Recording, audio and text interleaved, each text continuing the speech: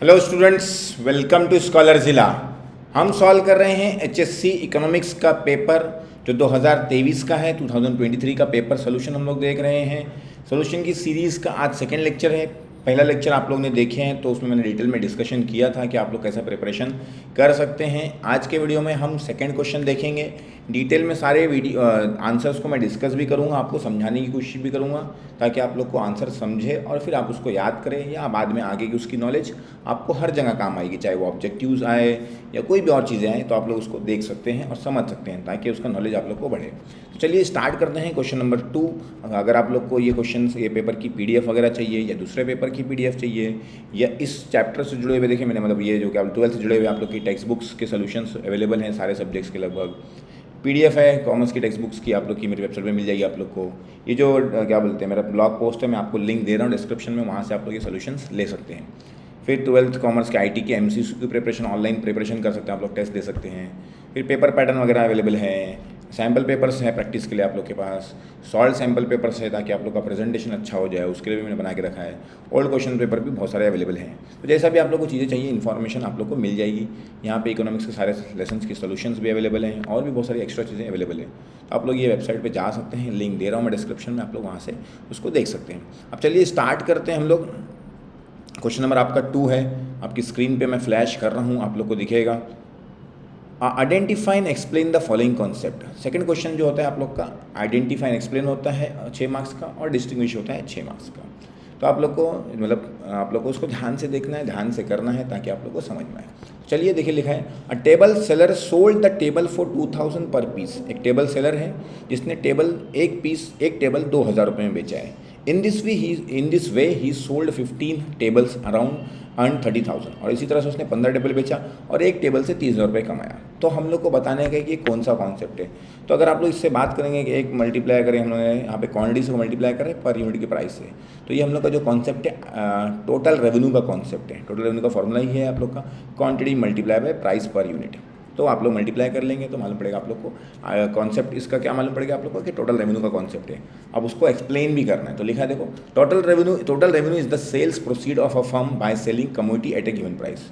Total revenue कैसा आता है हम लोग का कि जो उसने सेल किया है वो क्वांटिटी को मल्टीप्लाई करेंगे उसके प्राइस से, तो आप लोग को मालूम पड़ जाएगा it is the total income of the firm. वो कंपनी की टोटल इनकम होती है। अब कुछ उसका कैलकुलेशन नीचे दिखाया वेबसाइट में, मैंने लिखा है total revenue is calculate as follows. Total revenue is equal to price into quantity. तो प्राइस थी 2000, क्वांटिटी था 15, तो हो गया 30,000, जैसे कि आप लोग को क्वेश्चन में भी बताया था। चलिए अब आगे लिखा हुआ है England imported cotton from India. England ने क्या किया, इंडिया से कॉटन मंगाया, made readymade garments from it, और फिर उससे रेडीमेड गारमेंट बनाया और फिर उसको कहाँ बेच दिया, मलेशिया में बेच दिया। तो इंडिया ने क्या करा, इंग्लैंड ने क्या किया, कॉटन मंगाया इंडिया से, उससे कपड़े बनाया, रेडीमेड गारमेंट बनाया और किसको भेज दिया, मलेशिया को बेच दिया। तो इस कॉन्सेप्ट को हम लोग बोलते हैं एंट्रेपोर्ट ट्रेड।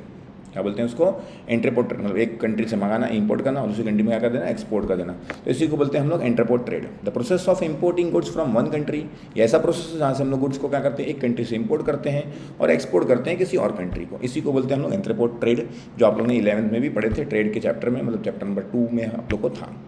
चलिए अब आगे लिखा हुआ है Ashok paid the tax on his income and property. Ashok ने अपनी इनकम और प्रॉपर्टी पे टैक्स भरा।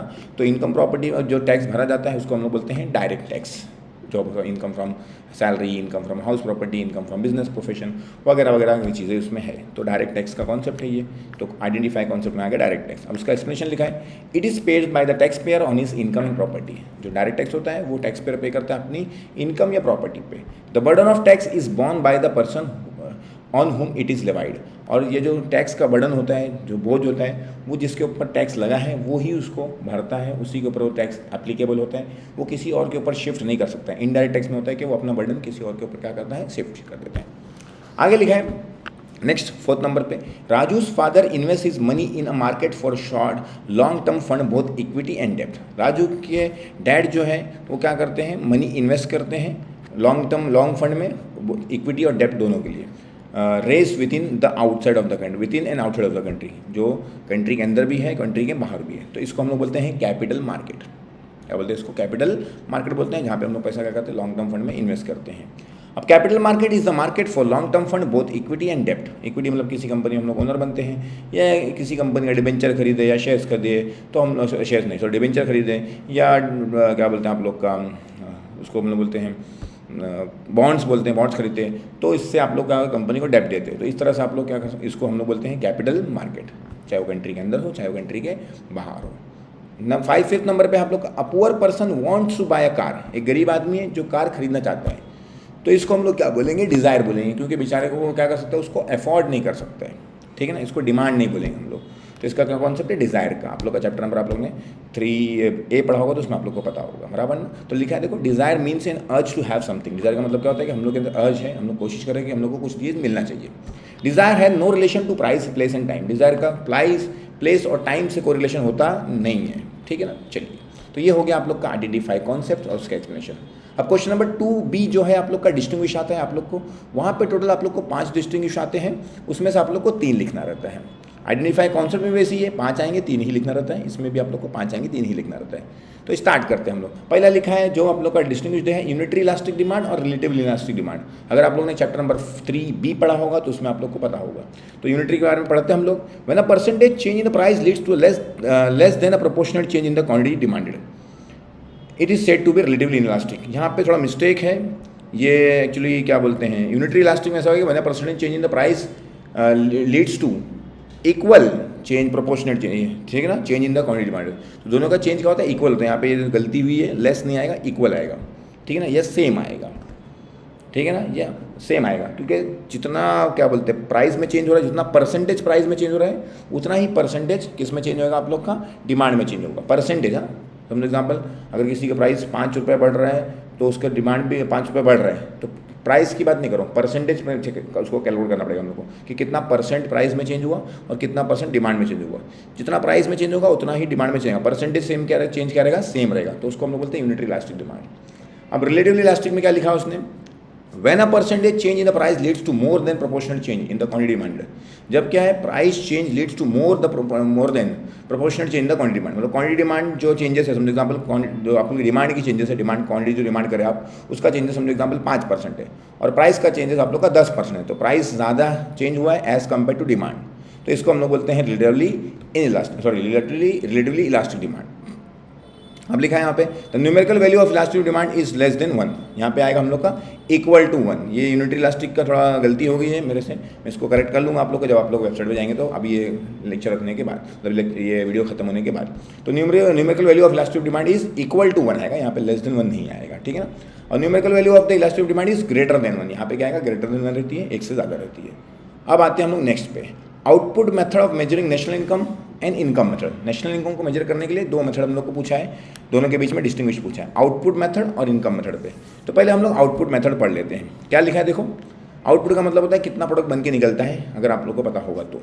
The method of measuring national income is also known as product method, inventory method. तो इस मेथड जो आउटपुट मेथड है, इसका और क्या नाम है, प्रोडक्ट मेथड भी है और इन्वेंट्री मेथड भी, इसका 2 और नाम भी है, ठीक है ना। आउटपुट मतलब मैंने बताया था कि कंपनी कितना प्रोडक्ट बना के निकालती है या पूरी कंट्री निकालती है, क्योंकि नेशनल इनकम की पूरी कंट्री की बात चल रही है। तो यहाँ पे आएगा आप लोग का, इसका दूसरा नाम क्या है, प्रोडक्ट मेथड या इन्वेंट्री मेथड, ठीक है। अगर हम लोग बात करेंगे इनकम मेथड की, तो क्या बोलते हैं, इनकम मेथड का दूसरा नाम क्या है, फैक्टर कॉस्ट मेथड। उसका दूसरा नाम क्या है वहाँ पे, फैक्टर कॉस्ट मेथड। तो ये हो गया आप लोग का डिस्टिंग्विश। अब उसके बारे में कुछ बताया हुआ है, देखो according to the product method the total value of final goods and service produce during a year is calculate market price और adding up all the values at each higher stage of production until this products are turn into final products. उसने क्या बोला, अगर आप लोग output method से calculation कर रहे हो तो क्या करोगे आप लोग, कंट्री में जितनी भी goods and services during year, मतलब 1 साल के अंदर जितनी भी गुड्स एंड सर्विसेज बनी, फाइनल गुड्स, हाँ फाइनल गुड्स मतलब जो लास्ट में कंज्यूमर क्या करेगा उसको यूज़ करेगा। जैसे एग्जाम्पल लेता हूँ मैं आप लोग के लिए, ब्रेड, तो ब्रेड क्या है, फाइनल गुड्स है। लेकिन अगर ब्रेड का जो आटा था, जो मैदा है, वो क्या रहता है आप लोग का इंटरमीडिएट गुड्स, तो इंटरमीडिएट गुड्स को नहीं लेंगे, क्योंकि उसका प्राइस ब्रेड के प्राइस में क्या होता है, मिक्स रहता है। अगर एग्जाम्पल ब्रेड 50 रुपये का है, तो इसका मतलब उसमें उसका मैदे का प्राइस, उसका बनाने का प्राइस, उसकी मजदूरी, उसका मार्केटिंग, सब उसमें क्या रहता है, इंक्लूड रहता है। तो 2 बार अगर कैलकुलेट करेंगे तो क्या हो जाएगा, डबल टिपल हो जाएगा वो। तो फाइनल गुड्स की ही वैल्यू लेंगे हम लोग सिर्फ। तो फाइनल गुड्स की कंट्री के जितनी भी गुड्स बनी वो सबको हम लोग टोटल कर लेंगे मार्केट प्राइस पे, तो हम लोग क्या बोलेंगे, उसका नेशनल इनकम बोलेंगे आउटपुट मेथड के हिसाब से। या तो उसने क्या बोला, हर स्टेज वाइज मतलब होता है ना, पहले स्टेज पे समझो एग्जाम्पल गेहूँ आप लोग मार्केट में आया, तो मार्केट में आया तो समझो 20 रुपये किलो है। सब जब वो आटा बन जाता है तो 30 रुपये किलो बन जाता है। जब वो क्या बोलते हैं मैदा बन जाता है 30 रुपये किलो, फिर उस पर क्या बोलते हैं आप लोग का जो ब्रेड कंपनी बनाती है, ब्रेड बना लेगी तो उसको 50 रुपये किलो बेचेगी। तो ऐसा क्या होता है, उसमें हर स्टेज में क्या होता है, उसमें वैल्यू क्या हो रही है, ऐड हो रही है। तो सारी वैल्यूज़ को ऐड कर लेंगे। वैल्यू एडेड अप्रोच भी आप लोग ने इसमें पढ़ेंगे आउटपुट मेथड में, 2 मेथड थे, ठीक है ना। तो इस तरह से आप लोग इसका कैलकुलेशन होता है किसका, नेशनल इनकम का आउटपुट मेथड के हिसाब से। अगर इनकम मेथड के हिसाब से बात करेंगे तो by this method we measure the national income from the side of payment made. अब यहाँ पे क्या करते हैं हम लोग, सिर्फ कितना पेमेंट कर रहे हैं उससे उन लोग को मतलब है, in the form of 4 major factor हम लोग का, फैक्टर ऑफ प्रोडक्शन, या तो रेंट, या तो वेजेस, या तो इंटरेस्ट, या तो profit, for providing the factor services in the economy during accounting year. तो अकाउंटिंग ईयर में जो आप लोग जितने भी फैक्टर सर्विस आप लोग को प्रोवाइड हो रही है, जैसे आप लोग को क्या बोलते हैं, क्या क्या प्रोवाइड करती है, जो हाउस होल्ड प्रोवाइड करते हैं आप लोग को, पहले आप लोग को प्रोवाइड करते हैं आप लोग का, आप लोग देखेंगे तो लैंड, लेबर, कैपिटल और एंटरप्रेन्योर, तो उनके ही रिवॉर्ड्स की ही बात करिए, उन सबको प्लस कर लेंगे तो हम लोग आ जाएगा इनकम मेथड। क्लियर है? चलिए अब लिखा है इसका थर्ड पॉइंट लिखा है, the output method is widely use in the under develop countries. ये जो मेथड है खास करके अंडर डेवलप मतलब जिनका डेवलपमेंट क्या है थोड़ा कम है, वैसी कंट्रीज में यूज होता है, या डेवलपिंग कंट्रीज बोल सकते हैं आप लोग, बराबर ना। जो डेवलप कंट्रीज है वो इनकम मेथड यूज़ करती हैं, क्योंकि वहाँ पे प्रॉब्लम क्या है कि जो अनडेवलप कंट्रीज है वहाँ पे ना डेटा इतना अच्छे से मिल नहीं पाता है, क्योंकि ज़्यादातर लोग, तो जैसे इंडिया की बात लेंगे, एग्जांपल लेंगे आप लोग, बांग्लादेश की बात लेंगे, तो यहाँ पे ज़्यादातर लोग अनऑर्गेनाइज सेक्टर में काम करते हैं, जिनका कोई कैलकुलेशन कितना कमा रहे, क्या खर्चा कर, कुछ मालूम पड़ता नहीं है। इसलिए वहाँ पे आउटपुट मेथड को यूज़ किया जाता है ऐसी कंट्रीज़ में। और जो डेवलप कंट्रीज़ है वहाँ पे हर एक चीज़ का कैलकुलेशन में आता है, तो इसलिए आप लोग वहाँ पे यूज़ करते हो, लोग यूज़ करते हैं इनकम मेथड। अब इनकम मेथड के लिए क्या लिखा देखो, the income method is use in the developed countries like USA, UK for estimating national income. अब आते हैं हम लोग थर्ड पे। थर्ड लिखा है demand deposit and time deposit. अब ये टॉपिक आप लोग ने क्या बोलते हैं ओसी में भी किए हैं, चैप्टर नंबर 4 में। तो वही है कि deposit that are withdrawable on demand are known as demand deposit. ऐसे डिपॉजिट्स दो पब्लिक डिमांड करती है, वो तो क्या कर सकते हैं, अपनी डिमांड पे विड्रॉ कर सकते हैं। एग्जाम्पल आप लोग का सेविंग अकाउंट है, करंट अकाउंट वगैरह है। टाइम डिपॉजिट, अब इसमें आप लोग का फिक्स डिपॉजिट आता है या तो रिकरिंग डिपॉजिट आता है, क्योंकि इसमें क्या होता है, एक टाइम पीरियड होने के बाद आप लोग का पेमेंट आप लोग को मिलेगा। बीच में मिल सकता है, लेकिन मोस्टली ऐसा होता है कि इसका टाइम फिक्स रहता है कि 2 साल, 5 साल, 10 साल बाद आप लोग को उसका एफडी का पैसा मिलेगा या रिकरिंग डिपॉजिट का पैसा मिलता है आप लोग को। तो लिखा है देखो, deposit that are repayable after certain period of time, कुछ एक टाइम उसका फिक्स होता है, उसके बाद ही आपका पैसा मिलेगा। तो इसको हम लोग बोलते हैं टाइम डिपॉजिट, क्योंकि इसमें टाइम से जुड़ा होता है। और यहाँ पे डिमांड, जैसे सामने वाला मांगेगा डिपॉजिटर, उसको देना पड़ेगा।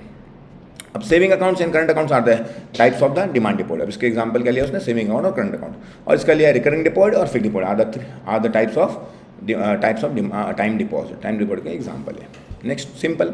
अब आगे लिखा हुआ है simple index number and weighted index number. अगर आप लोगों ने इंडेक्स नंबर का चैप्टर पढ़ेंगे, चैप्टर नंबर 6, उसमें आप लोग को ये मिलेगा। तो लिखा है देखो, इन दिस मेथड सिंपल पे बात कर रहा है, every commodity is given equal importance. तो सिंपल इंडेक्स नंबर में क्या करते हैं हम लोग, जितनी भी कमोडिटीज हैं, जितनी भी चीज़ों के बारे में हम लोग क्या निकाल रहे हैं, कैलकुलेशन कर रहे हैं, सिंपल इंडेक्स नंबर निकाल रहे हैं, तो सबको इंपॉर्टेंस क्या रहता है, बराबर रहता है, किसी का कम किसी का ज़्यादा इंपॉर्टेंस रहता नहीं है। वेटेड एवरेज क्या करता है कि इसका क्या करता है, वो हर एक कमोडिटीज़ को अलग अलग वेट असाइन करता है, या अलग अलग उसकी वैल्यू या अलग अलग इंपॉर्टेंस देता है उसको। लिखा देखो, in this method suitable weights are assign to various commodities. अलग अलग कमोडिटीज़ को, अलग अलग चीज़ों को क्या करते हैं हम लोग, वेट्स देते हैं, अलग अलग वैल्यू देते हैं। It give relative importance to the commodity in the group. इससे क्या होता है, उनके ग्रुप के अंदर उनकी क्या इंपॉर्टेंस उससे पता चलता है। जैसे एग्जांपल मैं तुम लोग को लूँगा, फिर से समझो एग्जांपल, आप इंजीनियरिंग के एडमिशन लेने जा रहे हो, इंजीनियरिंग में आप एडमिशन लेने जा रहे हो। तो इंजीनियरिंग में एडमिशन ले जाओगे तो आपका इंग्लिश का मार्क्स, आपका क्या बोलते हैं सोशल साइंस का मार्क्स, हिस्ट्री का मार्क्स, उन लोग को कोई मैटर नहीं करता है। उनको आप लोग का क्या मैटर करेगा, मैथ्स, साइंस और थोड़ा बहुत इंग्लिश वगैरह का मार्क्स। लेकिन हिंदी का मार्क्स या आपका सोशल साइंस का मैथ्स, मतलब हिस्ट्री, सिविक, ज्योग्राफी का, उनके लिए कोई मैटर करता नहीं है। तो लोग किसको वेट देंगे, सबसे ज़्यादा वेट किसको देंगे, मैथ्स को देंगे, उसके बाद किसको देंगे, साइंस को देंगे, उसके बाद किसको देंगे, इंग्लिश को देंगे। तो ऐसा वो लोग चेक करते हैं और इस हिसाब से क्या लेते हैं, आप लोग का एडमिशन लेते हैं। मतलब एग्जाम्पल लिया मैंने, ऐसा ज़रूरी नहीं कि हर जगह ऐसा होता हो, लेकिन मैं बता रहा हूँ आपको एग्जाम्पल के वेट्स क्या होता है, अलग अलग हो सकता है। और सिंपल इंडेक्स नंबर क्या होता है, हर एक का वेट क्या है, सेम है, हर कमोडिटीज़ का, हर प्रोडक्ट का। आगे आते हैं, it is the easiest method of constructing index number. Simple index number क्या है, सबसे ईजिएस्ट यही है। अब अगर हम लोग वेटेड एवरेज की बात करेंगे तो सिंपल इंडेक्स के मुकाबले में क्या थोड़ा कंपैरेटिवली थोड़ा डिफिकल्ट होता है, कॉम्प्लेक्स होता है, पेचीदा होता है। तो it is the comparatively complex method of constructing index number. Index number निकालने में इसमें थोड़ा क्या होता है, थोड़ा सा डिफिकल्टी आती है वेटेड इंडेक्स नंबर के हिसाब से। This method can be applied to determine price index number, quantity index number, value index number. तो क्या बोला उसने कि सिंपल इंडेक्स निकालने के लिए, सिंपल इंडेक्स कहाँ काम आ सकता है हम लोग को, या तो प्राइस इंडेक्स नंबर निकालना है हम लोग को, या तो क्वांटिटी इंडेक्स नंबर निकालना है, या तो वैल्यू इंडेक्स नंबर निकालने के लिए हम लोग को काम आता है। अगर हम लोग को वेटेड एवरेज यूज़ करना है तो वेटेड एवरेज कहाँ काम आता है हम लोग देखो, there are various method of constructing weighted index number. इसके अलग अलग मेथड है, last price price index number, past price index number, आगे जाएंगे तो आप लोग को डॉर्बिश बाउली मिलेगा, बहुत कुछ मिलेगा। तो वो सब क्या है, वेटेड इंडेक्स नंबर। तो ये हो गया आप लोग का simple index number and weighted index number finish. अब आते हैं अगला डिस्टिंग्विश आप लोग का स्टॉक एंड सप्लाई के बारे में पूछे हैं तो स्टॉक का बारे में लिखा देखो, stock is the total quantity of a commodities available for sale with a seller at a particular point of time. तो एट ए टाइम उसके पास, एक दुकान वाला समझो एग्जाम्पल, उसके एट ए टाइम उसके पास 100 kg उसके पास समझो स्टॉक है। तो उसके पास 100 kg स्टॉक है तो मतलब उसका क्या है, उसको क्या बोले, मतलब 100 kg कमोडिटी रखी हुई है, जो भी प्रोडक्ट उसके पास रखा हुआ है, 100 किलो है उसके पास, तो वो क्या है, उसका स्टॉक है, उसके पास अभी सेव है, मतलब बोलते हैं उसके पास रखा हुआ है एट टाइम, तो उसको हम लोग क्या बोलेंगे, स्टॉक बोलेंगे। अब उसी में से निकलता है सप्लाई, मतलब क्या है कि जरूरी नहीं कि जिसके पास उसके पास 100 किलो है तो 100 किलो वो बेचना चाहता हो। एग्जाम्पल समझो उसका प्राइस अभी समझो एग्जाम्पल उसको जितना चाहिए उतना मिल नहीं रहा है, तो सिर्फ वो सोचता है कि 20 किलो ही बेचूँ, बाकी बाद में बेचूँ जब मेरे को सही प्राइस मिलेगा। तो सप्लाई क्या होगा, सिर्फ वो 20 किलो जितना वो चाहता है बेचना, ठीक है ना, लिखा देखो। The word supply implies the various quantities of commodities offered for a sale by the producer. Producer जो क्या कर रहा है, लोगों को सेल के लिए ऑफर कर रहा है during a given period of time at a given price.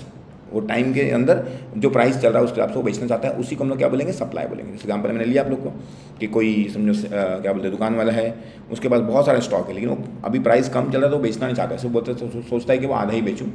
तो आधा ही जो बेचना चाहता है वो प्राइस पे जो प्राइस चल रहा है मार्केट में उसको क्या बोलेंगे, हम लोग सप्लाई बोलेंगे।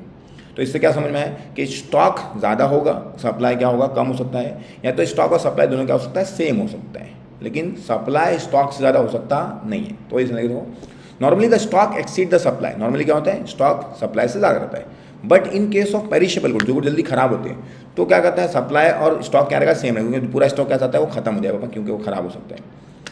अब उसने लिखा है supply stock can be the same, supply stock दोनों सेम हो सकता है, लेकिन ऐसा नहीं हो सकता कि सप्लाई ज़्यादा हो जाए स्टॉक के मुकाबले में, लिखा है।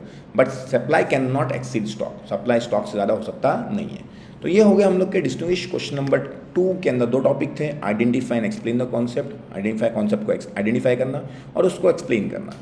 सेकंड था हम लोग का डिस्टिंग्विश बिटवीन, दोनों 6-6 मार्क्स के आते हैं, बहुत सिंपल है। आप लोग को जैसे मैंने पिछले वीडियोस में आप लोग को थोड़ा स्ट्रेटजी भी बताया है, इकोनॉमिक्स की स्ट्रेटजी की कौन कौन से चैप्टर आप लोग को पढ़ना चाहिए, कैसे प्रिपरेशन कर चाहिए, उसके भी वीडियोस अवेलेबल है। आप लोग अगर जाके देखेंगे तो आप लोग को बहुत हेल्प मिलेगी, बहुत डिटेल तरीके से मैंने समझाया है कि आप लोग किस तरह से आप लोग अपने क्या बोलते हैं वीडियोज़ को या अपने क्या बोलते हैं पढ़ाई को आगे ले सकते हैं। बचे हुए कुछ मंथ जो भी आपके पास 4 महीने बचे हैं ऑलमोस्ट, तो उसमें आप लोग कैसे अपनी पढ़ाई को आगे बढ़ा सकते हैं, थोड़ा आप लोग को ध्यान देना पड़ेगा। तो वीडियो देखने का आप लोग का बहुत बहुत शुक्रिया। मिलते हैं अगले वीडियो में क्वेश्चन नंबर 3 लेके। Thank you very much.